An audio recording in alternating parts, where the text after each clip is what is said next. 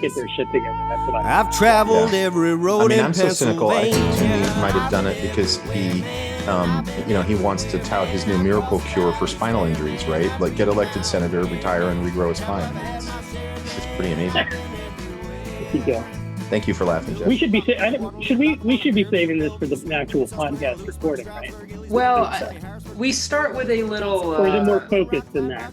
I mean, we start with a little banter, and then we get into it. And I mean, this could be a good way to say, "Welcome to Barnstorming PA." We are a podcast about politics and organizing and culture in Pennsylvania broadly. Of course, Jordi and I, who co-produce it, are from Lewisburg. But yeah, it's politics in Pennsylvania. That's us. And welcome, and thanks for listening. My name is Taylor Lightman. I'm one of the co-producers here, and I used to do politics professionally. Worked for John Ossoff and Al Franken and Bernie Sanders, and for our Future Fund, that PAC. That's more of a labor PAC. And I just got my master's in disaster risk management and am looking for work. You can hit me up on LinkedIn if you want to get in touch with me that way. Yeah, it's a pleasure to have you guys here. We have a great show. We're going to talk about the American Rescue Plan, the ARP, right? And we have a trivia question that I'll answer later. But it's always a pleasure to be here with Jordi, who co-produces it with me. Welcome, Jordi. Hi, thank you so much. My name's Jordi Comis. I'm a walking hat rack, as a lot of rural progressives are. I do a lot of different things. Very invested in the Hub for Progress, which is an organized network of progressive people and groups across rural and central PA. And I'm really thrilled. I'm really thrilled to have Keith Pemrick with us. I'm going to have him say hi next. But Keith was an early investor in this podcast. He came on maybe 2 years ago when it was I think kind of a cold call, and he was kind enough to record with us in one of our favorite remote studios, which was a unused library room in the Bloomsburg Library. Yeah. Keith, say hi. I was going to say, longtime listeners will remember his laugh, his contagious laughter, and for talking us off the ledge November 4th or 5th or whatever it was. Yeah. Well, thanks, guys. Thanks, Taylor. Thanks, Jordi. Keith Pemrick. Yeah, that was summer of 2018, I think. I was, at that time, the campaign manager for Jenny Wolf for Congress in Pennsylvania's 9th Congressional District. A little bit about my background. I spent over 12 years working for former Congressman Tim Holden on Capitol Hill. I'm now the co-founder and managing partner of Commonwealth Strategic Partners, which is a bipartisan lobbying firm in D.C. and Harrisburg. Have done some work on behalf of Governor Wolf since he was elected in D.C. And my latest news is that I will be buying, or I am buying, a house in Lebanon County, South Lebanon. So I will be splitting time between Lebanon, Pennsylvania, and Washington, D.C. My girlfriend and I will be moving in next Thursday, the 25th, assuming the underwriter approves my mortgage loan. So plan to be spending more time in Pennsylvania and getting more engaged in the local politics here. So happy to be here. Thanks for inviting me, guys. And so if people wanted to help move, what's the address? Just kidding. No one's going to want to help move. No one ever wants to help move. And really quickly, we're doing an icebreaker here. Do you have a fun Pennsylvania geography or just other obscure fact about Pennsylvania off the top of your head? Sure. My mom was a first grade teacher in Pennsylvania, was Taylor Swift's first grade teacher. Since she just crushed it at the Grammys, that's the biggest claim to fame I have in my life. Taylor Swift, Berks County native, for those that don't know. And another special guest that we have here today is Jeff Garis from the Pennsylvania Budget and Policy Center. Jeff, it's a pleasure to have you on. Do you want to just say a little bit about having me here? Yeah. Yeah, I'm looking forward to this. Yeah, I'm Jeff Garis. I'm the outreach director for the Pennsylvania Budget and Policy Center, which is part of something called the Keystone Research Center, which is kind of a progressive public policy think tank in Pennsylvania. I have been there for about 7.5 years. One of the things that I've been doing now for the last year and a half or so has been ramping up a new project, which you see right above me here, the 99% Pennsylvania. It is something that we're doing in conjunction with the organization that we're part of as a state affiliate. The national organization is the Center on Budget and Policy Priorities.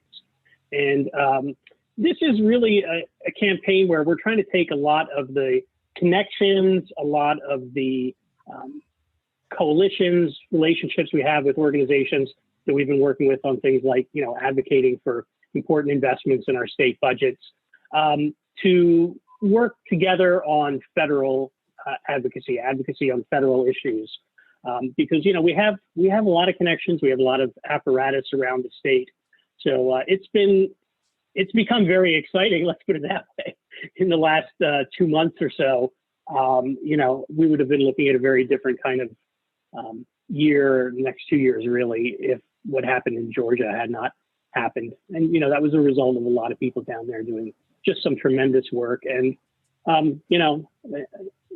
guy named Donald Trump doing everything he could possibly do to sabotage that special election for the Republicans. So well done, sir. Jeff, do you have have a obscure geography or otherwise interesting obscure fact about Pennsylvania?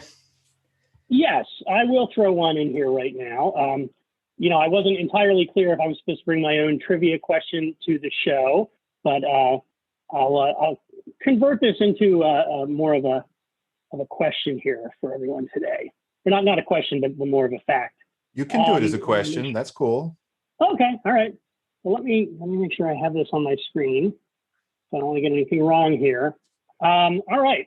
So Pennsylvania has had an interesting place in history in the United States and world history. One thing that I'm going to frame as a question, then a trivia question, is there was a building in Pennsylvania that was finished being constructed in 1901.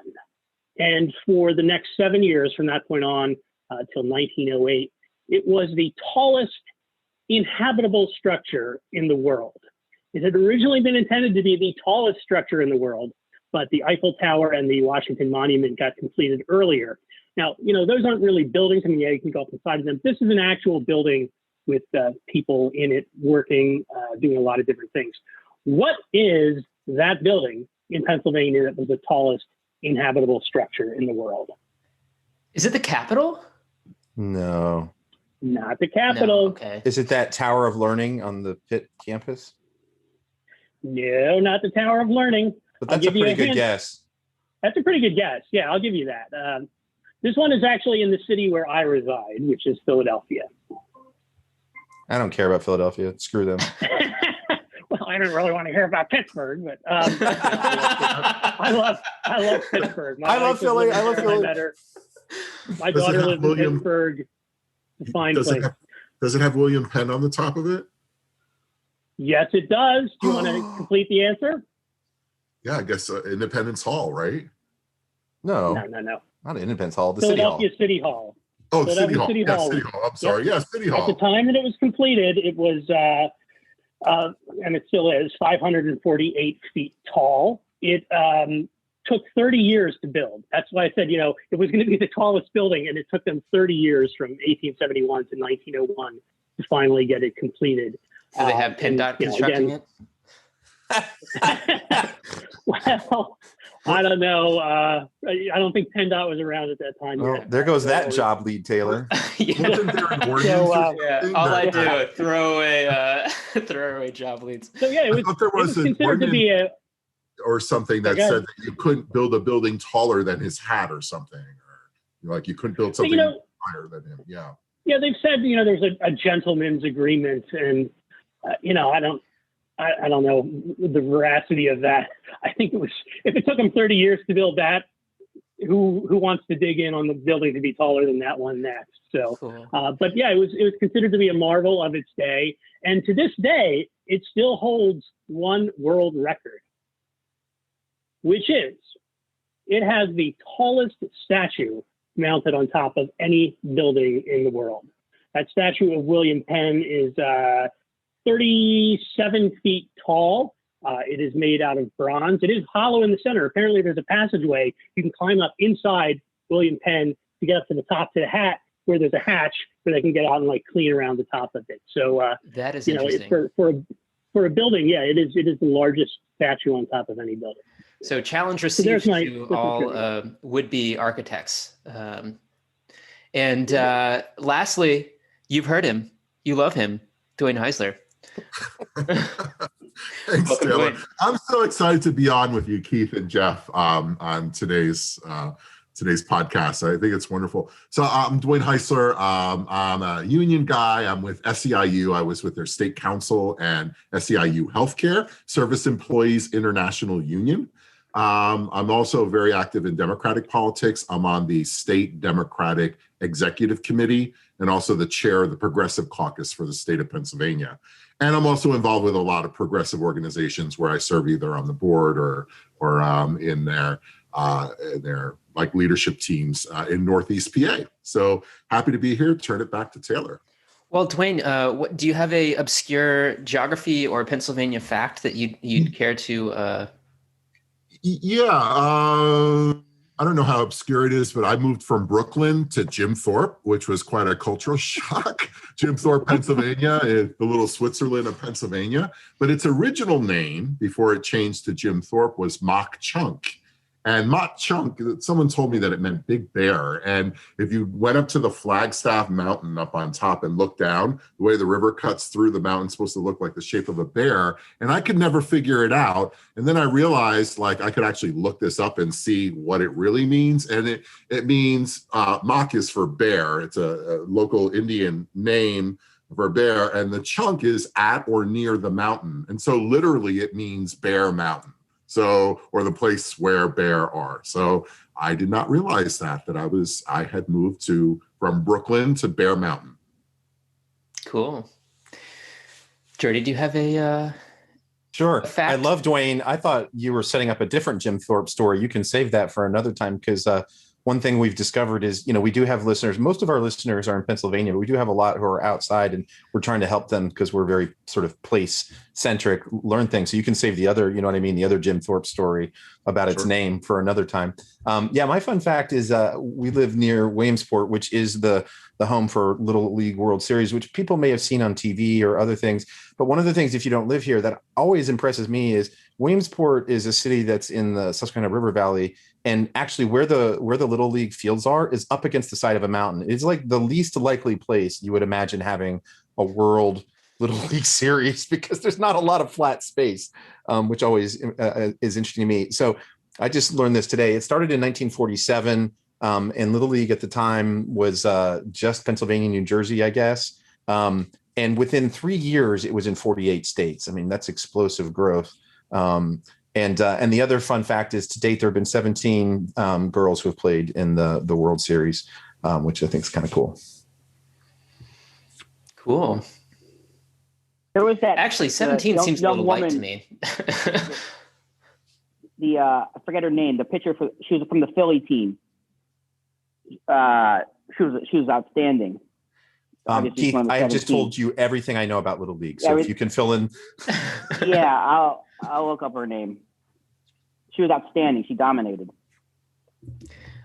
I don't have a Pennsylvania fact to share today. Oh, actually, no, I did think about this ahead of time.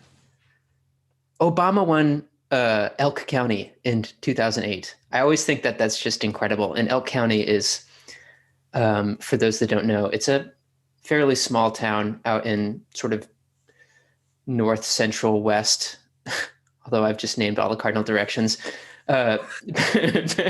Pennsylvania. St. Mary is the town, is the sort of the county seat there. And it's incredible that Obama won there in 2008. That's my fact. So like I said at the top, this is going to be about the American Rescue Package, this episode, and we're kind of going to break it into a couple different things here. We're going to start with a game called In and Out that Dwayne invented, but I think was on early Bruno segments of if you guys have ever seen that Sacha Baron Cohen character Bruno, his stuff with the Ali G show. he had a game called In or Out, although he called it In or Outs. And so we're going to do that. And then we're going to do take on our usual headline series, which is just going to be finish the headline. Then we're going to dig into the weeds a little bit, which I'm really excited about. And lastly, we're going to end with some final thoughts. So, though, to start with the game, I'm just going to say a part, or maybe it's not a part of the American Rescue Package, and then we're all just going to say, is it in or is it out? So that's what we're going to do here, and you have to keep track of your own points. So the American Rescue Plan expanded unemployment insurance benefits, provided $1,400 recovery rebates, expanded the child's tax credit, and extended a 15% increase in SNAP benefits, bringing 16 million people out of poverty, including half of children living in poverty. Is all that in, or is some of that out? I'm getting shout out. Yeah, just shout it. In. In? Do you guys all say in? Oh, Jeff, you're muted. Yeah, I just realized. Way in on this one. Way in. Way in. Dwayne's got a thumbs up. Jordi? I got distracted looking at the spreadsheet Keith sent us. Oh yeah, that is a behemoth of a spreadsheet. I hope could that be something that we share on the, or is that proprietary? I don't know. I think if you have to think about it that long, you maybe shouldn't show it. Yeah, we won't share it then. Yeah. Okay. Well, anyway, you guys are all right. It is all of that is in. All of that is in. Isn't that incredible? So ding, ding, ding. You all win 1 point.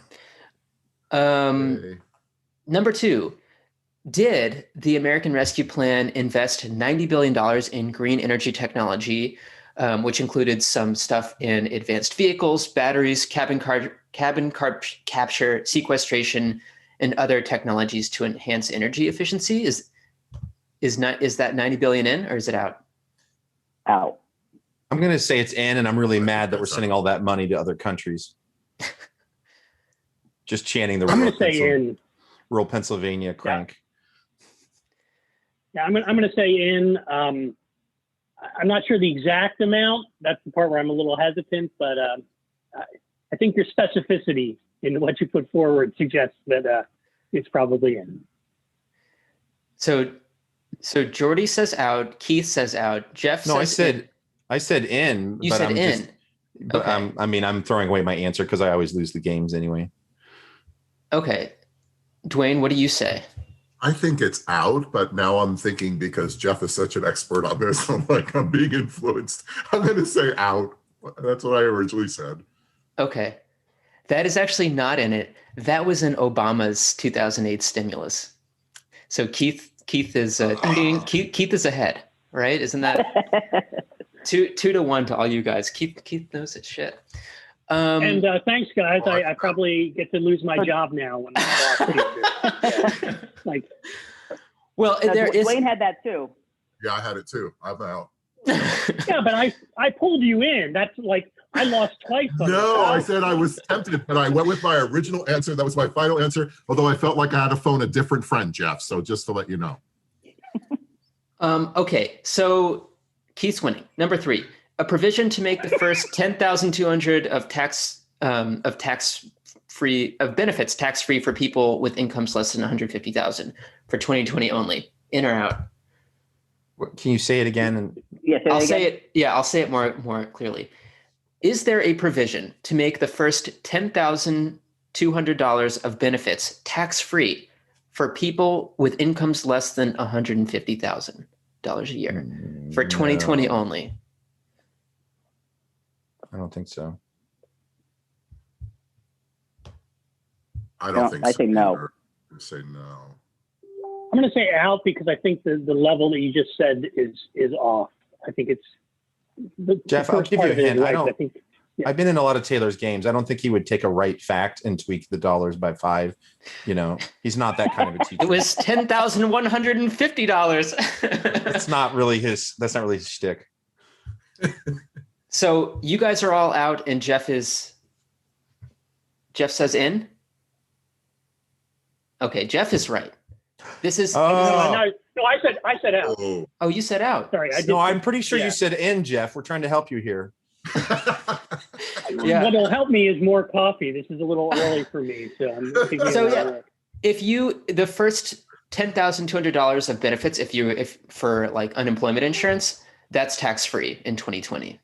I mean, I'm glad to hear that, because it's actually one of those things that makes sense. I'm always a little bit like, we're giving people like money and then taxing it. Just give them less to begin with. It just seems less transaction costs, right? Yeah. Why would you? Okay, so Keith's still ahead. Oh no! It's a double tax. Yeah, exactly. No. Keith and I are Wayne tied. and I are taught. Yeah. Okay. All right. Very good.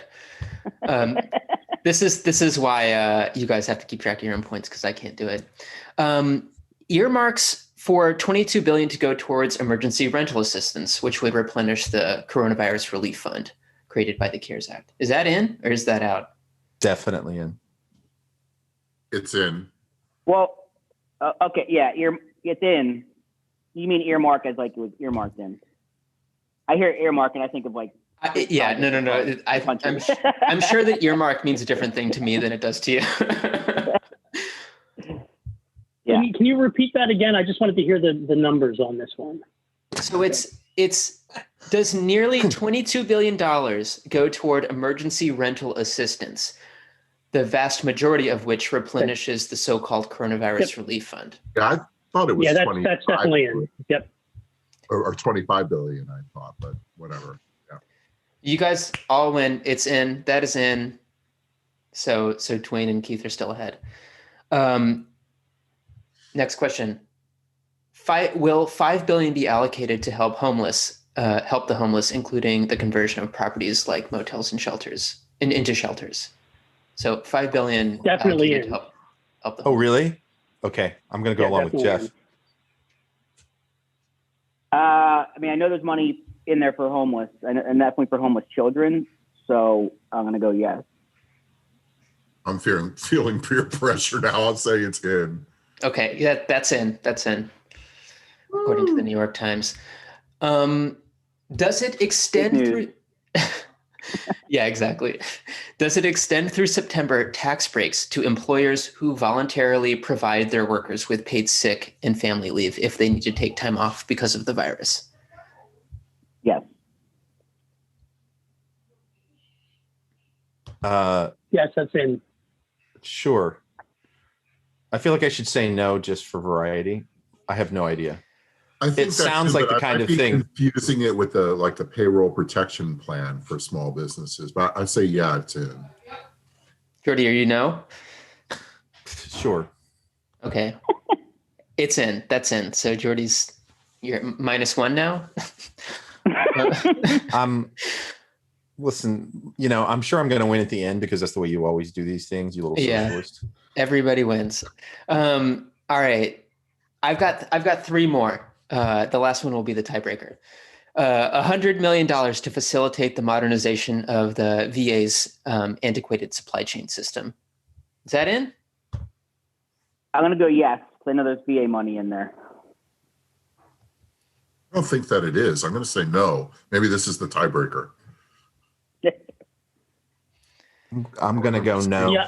About veteran. I'm going to say no. Also, I don't think that's in. Keith is pulling ahead. That is in there. $100 million for the modernization of the supply chain system of the VA's. On their website, they say badly antiquated supply chain system. I believe them. If they put that in there, I believe that it's true. Awesome. And then 2 more. All right. $30.5 billion to assist public transit with operating costs, including payroll and personal protective equipment. In or out? In.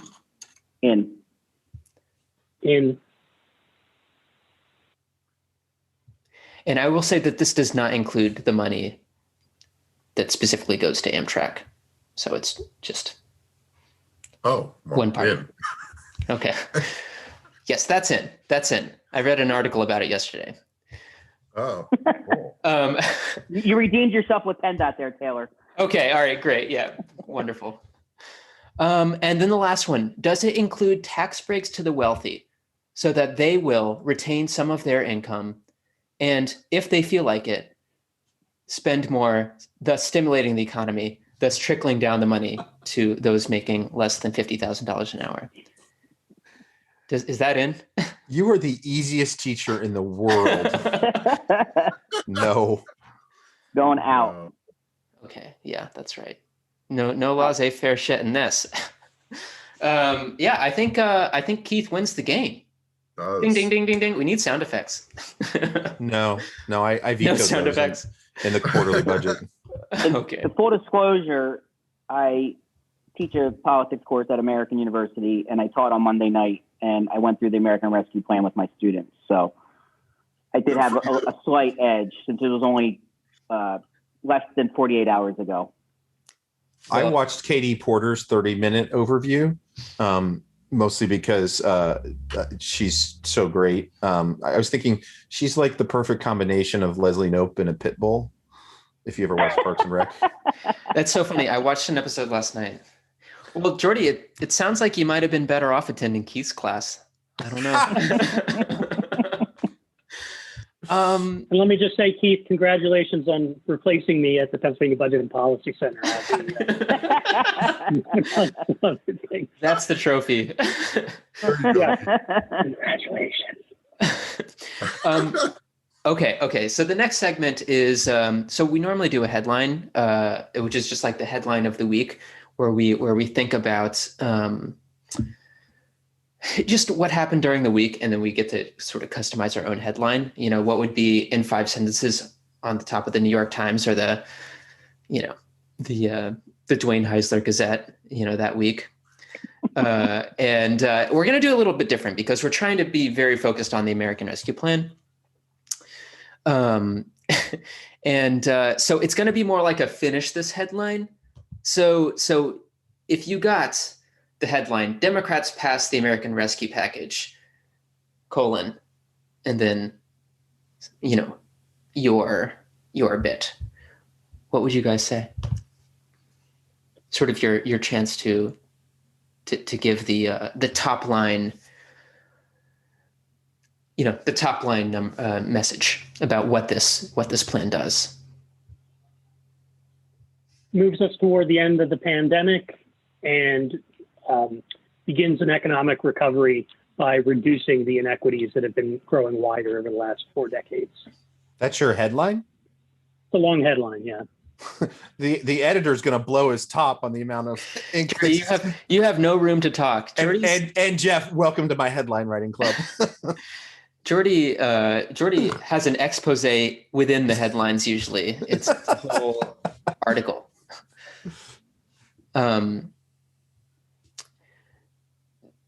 Dwayne, do you want to go next? Yeah, and I was kind of like stumbling on this because really one of the things that I would have been most excited is if we got the $15 an hour minimum wage, and that was, of course, axed, and that would completely change the headline. And the other part is, I guess, like what this is supposed to do for child poverty. And I know it's not a long-term fix, although like kids lifted out of poverty now will have like rippling effects for us for decades, because it's shown that once that happens, there's no like putting it back in, but it makes me almost think about like guaranteed basic income for kids. Like, wouldn't that be a cool thing? Is this an experiment on that? Like, what does it do? I mean, it took us years to figure out that if you give poor people money, you can get rid of poverty and help the economy and they'll spend it. Like, so I would like to maybe create a future headline that says guaranteed basic income for kids. Like, that's my takeaway. Like, is this a grand experiment for us to actually deal once and for all with really trying to address a true American value, which is supposed to be our families, right? And our kids. Yeah. I feel like you took mine. Oh no, I'm sorry. I'll give it back. Here, I didn't say that. Yeah, no. I mean, but I do feel like that's like sort of the top line statistic here is I mean, I think I would just go with Democrats passed the American Rescue Package, lifting, 16 million people out of poverty. Like, that is incredible. That's truly incredible. And I'm so happy that we were able to do that. And it would have been different with $15 with raising the minimum wage. And I'm sad that didn't get in there. Keith, do you wanna take a stab at the headline? Yeah, I think I just would go a little more, I guess, basic with $2 trillion in cash spent to help all Americans recover from the year-long pandemic. Nice. Any reason you rounded up? Well, I don't know, 2's easier than 1.9. At that point, what's the difference? Yeah, 1.9 actually sounds more expensive than 2 trillion. Yeah. Huh. $2 trillion invested to help all Americans begin recovery from the year-long pandemic. I actually have a slightly wonky question real quick. Do you know, Keith? Because I think your first headline was cash. Is some of it? I just like that word. Yeah, no, I do too. I like it a lot. I like diamonds. That's another word I like. No, but I mean, is a lot of it I know is direct money to people, but is some of it also just tax things versus, you know, how like, I'm not even being very articulate. Do you know if a lot of it is immediate cash that's going to come out of the federal coffers or cause money to be printed, or is some of it like future? You know how they'll say the cost of something is like this many over 8 years. Yeah. Is the 1.9 trillion over a couple of years, or do you know? Or parts of it surely are. I think the bulk of it is spending. Right. I mean, you look at the money that's going to states, counties, cities, boroughs. We didn't even talk about the vaccine stuff, the shots in the arms. Yep. Testing. That was kind of my reason for including that early part of the headline, moving us more quickly toward the end of the pandemic, because I think the vaccine distribution, the funding for that is, and I guess that's what bothers me most, that every Republican voted against this. Yeah. I mean, I don't think even the ones who are taking credit for it. Yeah. I mean, I don't know that it would be fair to say that they voted for the pandemic, but I mean, if your choice was vote for something that includes money to get the vaccine out to people, and there's other things in it that you don't like, or do nothing, that's what they voted for. They voted to do nothing here in response to this. You know, I think what it indicates is that upholding their limited government, small government ideology mattered more to them than doing something to actually help us end this pandemic sooner rather than later. Jeff, I don't even know if it's their ideology. I just think it was raw party discipline. You know, it was like they whine about like, oh, boo-hoo, you know, like, you know, you're not letting us co-govern with you, and now we're going to do what you did to Trump. And I'm like, listen, McConnell's on record saying he wanted to make Obama a one-term president, and they have not budged from that fundamental position. I mean, I have not that he wanted to make Obama one-term president. He said that was the number one goal of the Republican Party. Right. They made a political calculation that by doing this, they were going to win their own re-election and maintain power and get it back in another year. You know, like that's what they're doing. They don't care even how Republican voters feel about it, because there's a big chunk of the Republic, half of them are for it. And so this is really not about them representing people. It's about them holding power. And in fact, Dwayne, real quick, the majority of low-income Republicans are for it. Right. Exactly. That was what I was going to say. Oh, okay. Sorry. Pew, talking about. Sorry, go ahead. Just that Pew. I was just going to. That Pew did the study, and that's where the numbers that a lot of people cited that Dwayne was saying came from. But it was a majority of working class, lower income Republicans. Which makes me wonder: do you think that Republicans will regret not voting for this? In some ways obstructing it. Do you think that is? Do you think this is going to bite them in the ass?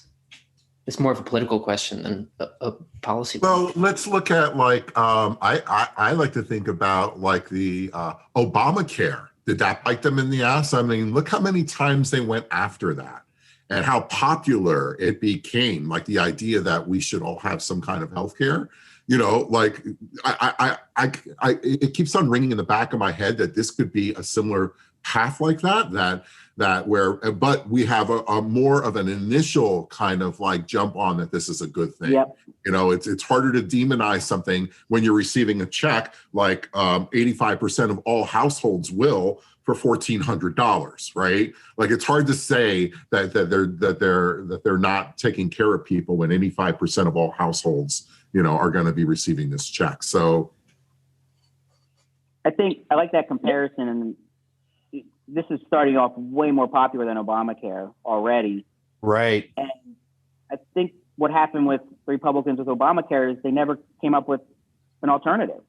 They demonized it and bemoaned it and voted to gut it or repeal it, and never, I mean, the skinny repeal, like, I mean, they never threw a serious healthcare plan out there for a vote.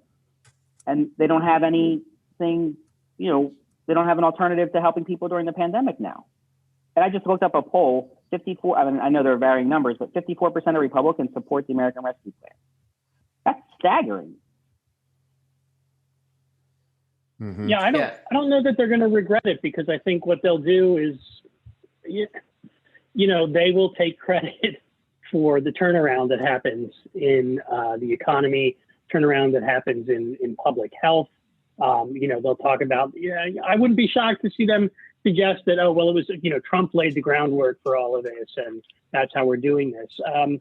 You know, they're certainly going to benefit from the fact that, you know, coronavirus deaths in their districts will go down as a result of this. That people will feel more optimistic about the economy. So, you know, I mean, I think it's kind of crass, but I think they'll kind of have the best of both worlds. They'll come back and rant and rave about, you know, the deficit. Look how the deficit shot up. But they'll, you know, they're going to be, you know, on some level, not saying they voted for it, but they're going to certainly try to find some way to claim credit for, you know, the things that improve over the next 2 years. I think, yeah, there are a number of reps, and I don't know all of them, but on Twitter who were, this priority was included in the American Rescue Plan, Republican reps. And it's just like, yeah, but, you know, they were caught out pretty quickly for voting no.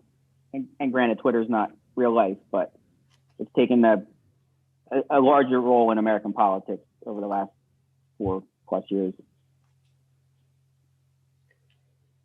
Twitter or Republicans which is taking the larger? Twitter. Oh, okay.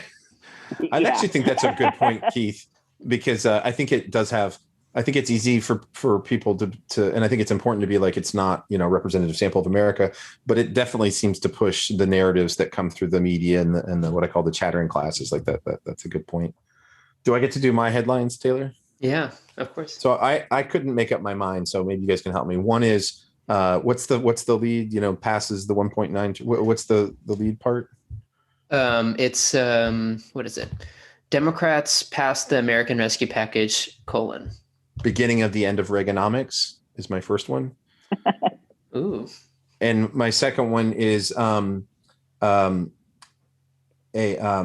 win for crisis socialism. I mean, I think those are absolutely like nail on the head. Something that I think that we really need to get in front of is this criticism that is going to shoot up the deficit and you know, like all of that. Like, I don't know how exactly we respond to that, but I mean, do you guys think that is potent, or do you think that sort of Reagan-esque critique will just be moot?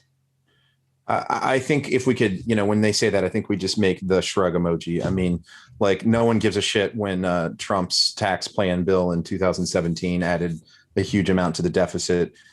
This only ever comes up when Democrats are passing things that help people. Our economy has not suffered at all. You know, Treasury bills are still the number one safe harbor for global finance. Like, this is one time where the global financial system can help people, right? Because our economy is still like the place that money wants to park. So it does not matter. I think that, for most people who are struggling to get by, people who've lost their jobs or have lost significant income as a result of this, people who've lost family members, people who've seen their children struggling with online education, especially in places where there's not broadband access, like lots of parts of Pennsylvania. I think to them, the deficit is just a really abstract idea that doesn't affect them. Now, some people will parrot it because that's what they hear right-wing politicians talking about. But, I think Jordi was really onto something about, the end of Reaganomics. I've seen a number of different stories really saying like this, it could be, it may not be, but I think it becomes a turning point if we make it a turning point. And the thought that I had the other day was particularly that phrase that Reagan had, what was it? He said, the 9 scariest words in the English language. Mm-hmm. I'm with the government and I'm here to help. Mm-hmm. I think right now, if you had somebody at the door saying, I'm with the government and I'm here to help, I think people would start crying and hug, that person coming to them. Because, we really do need a government that functions. We need a government that works for the benefit of all people, a government that focuses on, reducing the inequities. And I think it's become clear that the idea of limited government and trickle-down economics after 4 decades just doesn't work. And this is a time where we really do need the government to step in.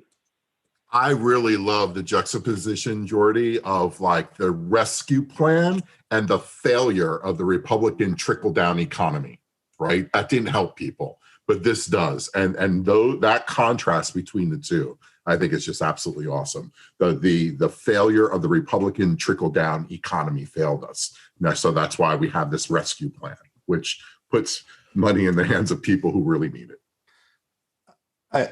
Thanks. One thing, the crisis socialism, I was sort of teasing Taylor earlier about socialism, and I usually stay away from socialism versus capitalism because I find that sometimes that discussion obscures more than it reveals because policy details matter more than the labels. But, I was thinking back early, Dwayne, about 11 months ago, I think it was April of 2020, the Hub for Progress, we convened a crisis capitalism discussion because I think Naomi Klein and other people who've talked about disaster capitalism and crisis capitalism, I think we called it Corona capitalism, like that, that has been the script, especially for Reaganomics, right? We won't let a crisis go to waste. And the Republicans, they're not always wrong. Like they've been like, oh, you're putting things in here that aren't relief. And I'm like, yeah, that's right. Like the child tax credit, that's genius, right? So for once, we're taking the crisis and we're doing it to advance our agenda and not just respond. So I know the headline doesn't stick as much as salience, but I just wanted to surface that because I haven't seen Corona or disaster capitalism as much recently, but I think it's still a really useful framework to understand how often the political system, gets rigged for powerful interests. And, going back to our conversation a little bit before this, all of the work that people have done to move the Democratic Party more towards this kind of proactive approach. And I'm thinking about Sanders and AOC and even Bob Casey, who's become a real champion, very progressive. And it's that one of those things. Casey is still moderate in tone. He's less moderate in policy. And I think sometimes people confuse them. I don't need Bob Casey, to be the most clever Twitter. In fact, I think sometimes on Twitter, I just remembered he did these really cute, kind of homey things where he was explaining things. And he was so dweeby and it was actually so on brand for him. And so he has a kind of dweeb charisma that I think he should lean into more. Anyway, sorry, I went on about like a Mr. Rogers kind of charm. Yeah, exactly. He does it so well too. I love. He does. He needs to definitely be breaking into TikTok in a big way. He would be a star. No. Yes. No, I totally agree with Dwayne. Keith, I want to bring you in here to this conversation because I want to circle back to, what sort of Republican critiques should we anticipate and try and get ahead? Because, you worked for a Blue Dog for a long time and you work in a bipartisan firm. What do you see as this? Yeah, the critique is the spending. That's going to be the biggest critique. It already is right now. I think we all probably agree on this call that Republicans care about deficits and debt when they're not in the majority. That 2017 tax bill clearly did a lot for our deficit. I had some numbers up here. Let me see if I can find them. But I can't take credit for this point. So our deficit in 2020 was 3.1 trillion, which was 15.2% of GDP. That's a fourth year of President Trump. Our debt's 28 trillion right now. So they'll talk about those things. They'll talk about how this bill was roughly 2/5 of the federal budget, and it didn't go through the proper channels. I can't take credit for this point I was going to make. I was on a Zoom with Congresswoman Madeleine Dean on Monday, and she was talking, and it was more based on a conversation she had with Treasury Secretary Yellen. But interest rates are so low right now. So now is the time to be borrowing money to have this infusion of cash into our economy. But we're doing it by giving it to people. We're helping out states and localities who were cash strapped to begin with, and then the pandemic hit. And in 2009, out of the recession, President Obama and the Democratic Congress passed the American Reinvestment and Recovery Act. 2008, like 6 months prior, it was the Wall Street bailout, it was TARP. We did the automobile bailout in 08 and 09. So in times of, and I think in times of crisis, but those industries were saved. I don't think saved is too strong of a word, by the federal government. And at the end of the day, I think it kind of gets a little bit to Jeff's point. Like, the American people, even if they want to hate government or have a look down on government, they rely on government, and they want to know that it's there as to protect them. And I once had a friend who, longtime worker for the Food and Commercial Workers Union, who said, at its very basic level, the U.S. federal government is there to make sure that 300 million people don't starve to death. And he's absolutely right. And it's that's the microcosm for this bill. None of us predicted a pandemic was going to happen, but you can't just sit on your hands and it's going to get better. And no, the government needed to act, and they needed to act boldly. And I think the polling reflects that, of where the sentiment is for the American public. I mean, if I could just follow on that, I think I did a little bit of comparisons for another podcast I was on. I think that especially the Democrats, they looked at the 2007, I think it was the 2009 was called the American Recovery Act, which was the big right after Obama was elected.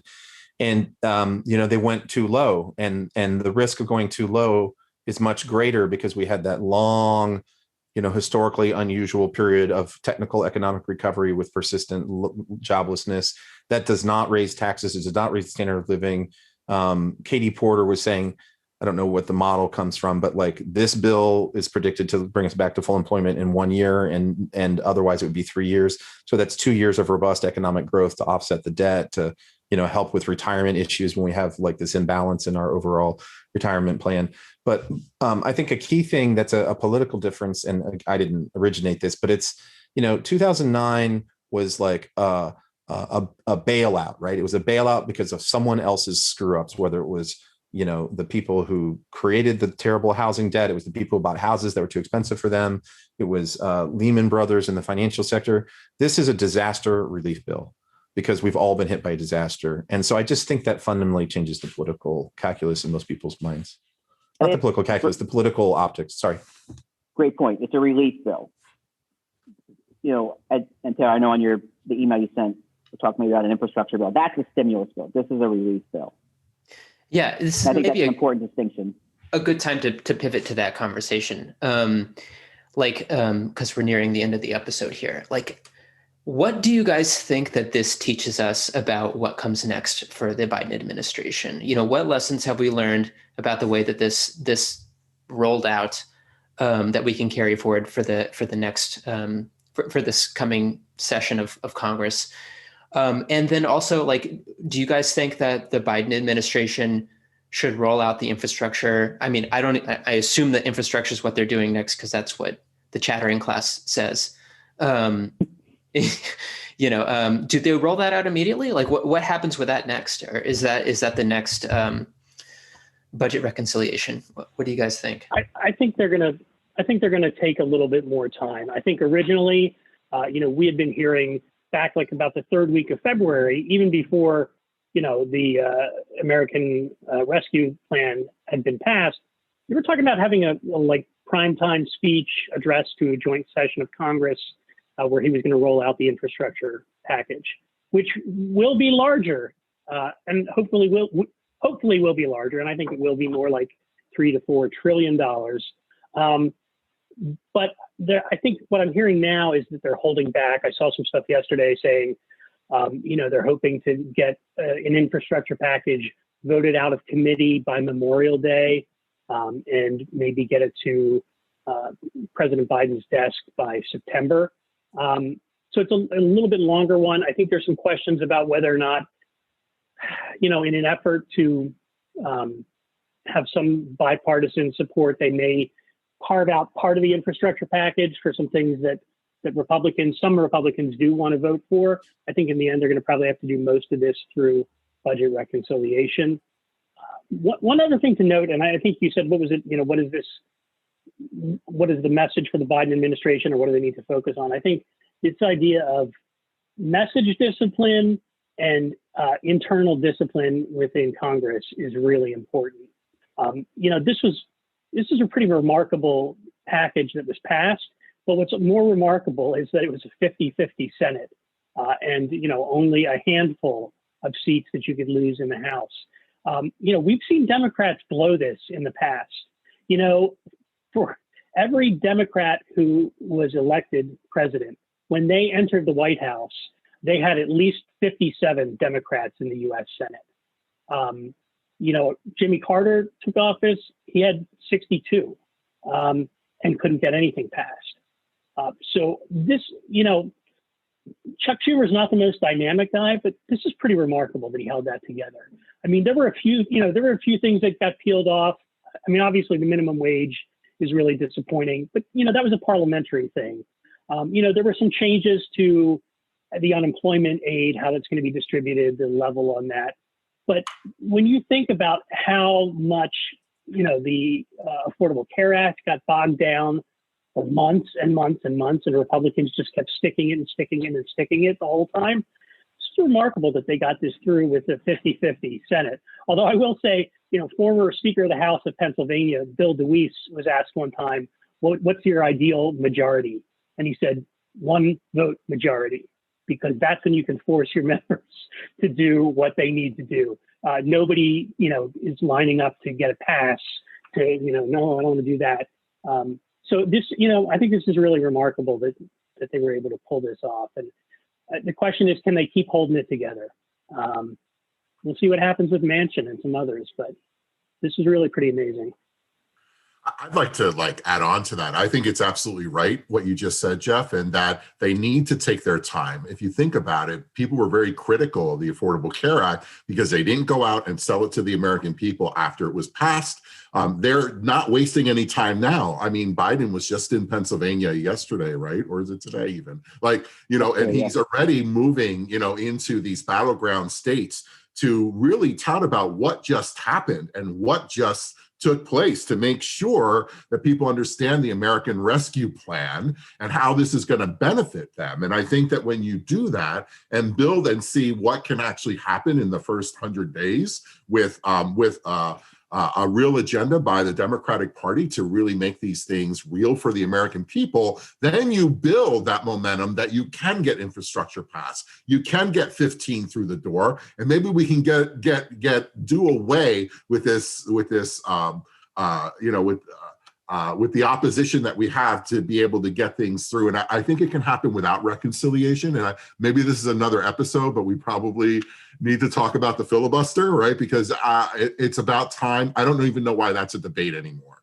It was never originally there, and we need to move that. And I think that talking about the future of what's able to get done is we're ignoring the elephant in the room, and that's the filibuster. And we have to address that. But I'm excited that they're actually taking their own advice and going out on the road, reaching out to the American people and taking the time, that space they created after this was done, to really message what this is doing and how this is benefiting the American people and how we can actually have good things. And government isn't always the enemy. Like, they can actually do these things. And that's what the opposition message is always about. They always devil the government, and then they actually sabotage it. They like piss on your leg and then tell you it's raining. That's what they do. That's the opposition all the time. I don't know if I can follow the enthusiasm of none of us try, Keith. None of us ever try. It's not possible. When the Dwayne train gets going, you just hitch on to as a commercial. Yeah, exactly. Yeah. I've been lobbying for on behalf of a few clients for within an infrastructure package. So I'll just give more general how I understand things. It's the House bill is going to be really modeled off of HR2 that passed the House last year. That didn't go anywhere in the Senate. That was a surface transportation bill. Chairman Peter DeFazio from Oregon was the lead. Had clean energy title. It looks like that will move as the base bill, and then once that gets out of committee, there's going to be a tax title. Richie Neal, who's chairman of House Ways and Means, had a statement on Monday that Speaker Pelosi has tasked him with writing a tax title to find revenue for a bold and robust infrastructure bill. All indications I have, the Congress wants to get it done before the August recess, which lines up to what Jeff was saying, something to Biden by September. There are parts of it that could go under reconciliation. There will be parts of it that can't, and they'll need to figure that out. But if we remember, the Democrats got creative with the Affordable Care Act, and they actually passed the reconciliation bill after it had passed the Senate the second time to accommodate some of the differences of the two bills. So I think they want to ideally pass it with some Republicans, but there's an article this morning I read that's saying that Republican support is shrinking. I think we're really too early to tell because if earmarks are included, Republicans are going to want to go back to their congressional districts and their states and say this highway expansion or this off ramp or this on ramp or whatever, or this sewer wastewater project, I did that. So I think it's too hard to tell how it's going to play out as far as partisan, nonpartisan, or partisan or bipartisan, reconciliation or no reconciliation. And then Jeff was talking about the Senate and Schumer. I'm, as a staunch House guy, going to give credit to Speaker Pelosi. I have a good friend who refers to the House as a Star Wars bar, and I think such an accurate description. And although, the Senate, you have Manchin over here and on the right and Bernie over here on the left, there are 50 of them. Speaker Pelosi's working with 219 of them, and AOC on the left, and someone like Kurt Schrader from Oregon on the right, but there's so many more of them. And she only can lose 3. Right now it's 219 to 211, and she lost 1. She lost 2 the first vote and then 1 the second vote. I am biased. Full disclosure, I'm biased to the House, but she has a really tough job. It became tougher after the Dems lost seats in 2020, but to keep the House Democrats on message and disciplined, I think was very important. And President Biden needs her, and he needs Majority Leader Schumer, but that they were able to do it. And I know there were criticisms of how this was taking too long, and Obama had a stimulus bill done in a few weeks. And who complained that this is taking too long? Just go smack them. Give me a break. Right. It's March 17th. They had to find something, right? Because some people already have checks. Some people already have checks. This is one of these things. That's amazing. Everybody who's like, boo, boo, boo, the government. I'm like, the government worked faster than Chase Bank here, so just shut the fuck up. Well, and especially under the circumstances where it wasn't clear until the first week of January whether or not they were going to have Mitch McConnell just sitting on top of everything and stopping it. Yep. I mean, they didn't have 3 months to prepare. They had about 3 weeks. So, and you know, talking about the idea of government working, the checks coming out to people already, that's amazing. Yeah, and the Georgia senators didn't get seated until the 20th. So by March, January is already over. Yeah. I mean, Taylor, you were talking about next steps, right? Can I just come back to that for a sec? Yeah, please. So, I mean, I don't know what they're going to do. You know, Keith and Jeff and Dwayne are probably much better positioned to address that. But in my mind, it's like, it's like, you know, one of the advantages of Biden being so old is he actually remembers the New Deal, right? Like, and so in a way, I mean, I think that they should keep a sort of steady tempo drumbeat of like, we're doing this, we're doing this, we're doing this. They shouldn't. They should keep selling like this bill, right? But a lot of it's going to roll out over time. But if you look at how much the combined New Deal programs of like the early New Deal programs, I looked at a thing that was doing this, and you put it in today's dollars, it's less, right? It's about 900 billion in today's dollars, what they passed then compared to the 1.9 trillion. But if you do it per capita, they're pretty close. They're both north of $5,000 per capita. So as a measure of how much impact we're trying to have, this recent American Rescue Plan is close, but they should like keep going. And there are some real racial justice components and other social justice components, both in the American Rescue Plan and that are on deck. And I don't think they should lose sight of those, because I think there are a lot of people in America who want to hear that addressed, right? Like, I feel like there's been a bit of a disconnect between, we had an uprising last summer. It changed a lot of people's perspective. And if somebody listened to our conversation, and I'm not throwing shade at any of our guests, but it might have seemed like race wasn't there. But the American Rescue Plan has a huge piece for farms for people of color, and that goes right to the problem in the South. You know, the end of Reconstruction that we never quite finished. If they do the minimum wage, we all know that the impact of that for Black and brown people in America is huge. And so I think that, and HR1, the voting bill, right? Like everything that happened here, we all know. I mean, I've heard, I don't know quite how they do this, but even like with the gerrymander alone, when you do political models, the gerrymander benefit that Republicans have, they could win in 2022 on the gerrymander alone, unless we fundamentally change the politics. And so, I mean, I think Biden gets that, right? And I think that he gets that the political dynamic has shifted, and whatever his record was, like, he's on board to have this steady drumbeat of like, this is the new deal, and the stakes are huge, right? This is not a time for half-war measures, and he gets that, and he's never going to run again, so he doesn't give a shit. He'll go for the fences. I'd like to submit a newer deal as instead of the new deal. Yeah. In fact, we don't need to use New Deal. I mean, I know they tried to do the new Square deal or whatever, and that like bombed. They don't need to use that framing. I'm just using it for us. Yeah. We're also going to have to use some framing other than infrastructure too, because that's a wonk word. Like, we got to get down to, and I think they'll work on that, but nobody's going to be excited by the word infrastructure, but right. Fortunately, Jeff, I'm our sorry, Keith. Our audience listener is that's right. One of our first pieces of merchandise is an erector set from 1950.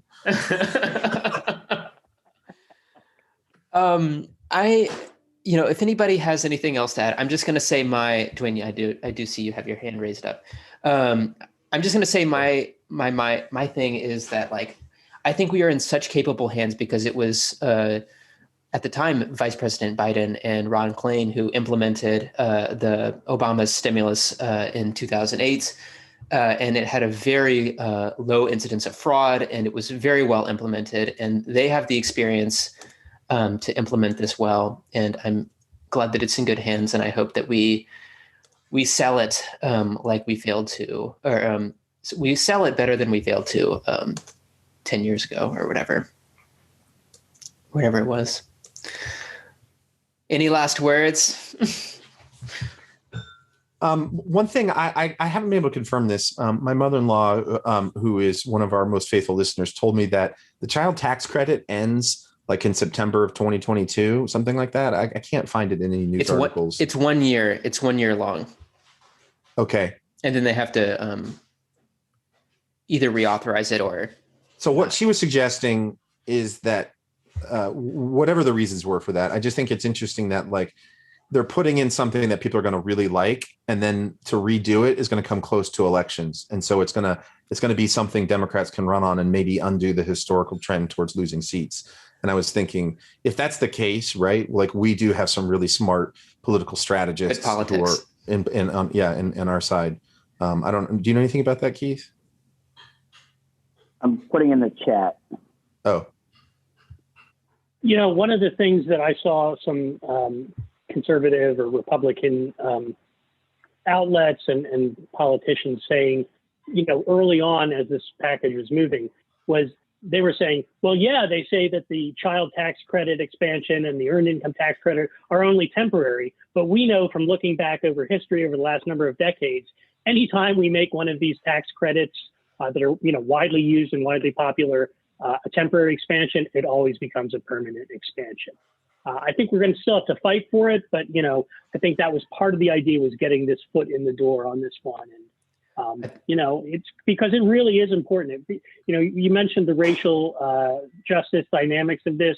Right now, half of all Black and Latino children in the U.S. only get partial tax credit from the child tax credit or no credit at all. This is going to change considerably under this new expansion. So I think this is a great thing. I'd like to maybe just chime in. Like my big takeaway is that our mission here in Pennsylvania has to be, what do we do with the funds that are coming in? Like we have to make sure that we understand like where that money is going, who's the gatekeeper there, and how can it really help the most people in our state. And then also like the arc of communications, of public communications, as that's happening, as that's going on. So we be sure that we're talking about those things, because you can do great things, but if no one knows about it, you're screwed. So you really need to kind of pair those two things together. And Jeff, maybe sometime in the future, I'd love to talk with you about how we might be able to maybe leverage some of that money in such a way that we could actually get a higher minimum wage in Pennsylvania.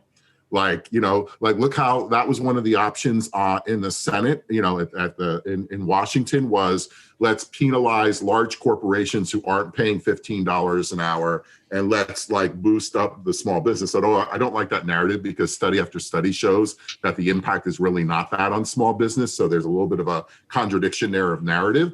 But at the same time, there has to be a way that we can hold these corporations who pay like little or no tax in Pennsylvania accountable to a livable wage. Call me old-fashioned, but I think if you work for a living, you should earn a living. And now you have a big pot of money that they're all going to want. So how can we do that, right? So I'd love to like strategize around that stuff. All right, guys. I think we should wrap up there. It's been a pleasure having you all on the podcast and having this conversation. Real quick. Yeah. The young woman's name who pitched in the World Series, Little League World Series, is Monet Davis. Okay. 2014. She was the first woman to ever get a win, and the first woman to ever pitch a shutout in the Little League World Series. And she now is on the softball team at Hampton University, which is a historically Black college and university. Whoa, that's awesome. Very cool. And she's from Philadelphia. Very cool. Did she ever pop out of William Penn's head? Jeff, I have a cheesesteak question for you. I really love cheesesteaks, but I got to say, Cheese Whiz, I just can't do it. It's disgusting. Do you take yours with provolone, Jordi? I put provolone. I sometimes put cheddar because I think beef and cheddar is a great combo. That's a John Kerry throwback. Wasn't it John Kerry that had his cheesesteak with provolone and got roasted? Oh, for God's sakes. Yeah. When he's running for president. Yeah, historically, the cheesesteak, the original cheesesteak really did have cheese on it. No, I know it did. Yeah. But I will say, there are a lot of us in Philadelphia. The only time we ever have a cheesesteak is when somebody comes visiting and you go, like, well, what can we do that's really Philadelphia? Like, I don't know, go get a cheesesteak. So I actually prefer ones where it's broccoli rabe instead of beef. Oh, are you a vegetarian? No. Trouble I've had my share, man. I've been everywhere. Oh, I've been everywhere, man. I've been everywhere, man. I crossed the valleys fair, man. I breathe the mountain air, man. Trouble I've had my share.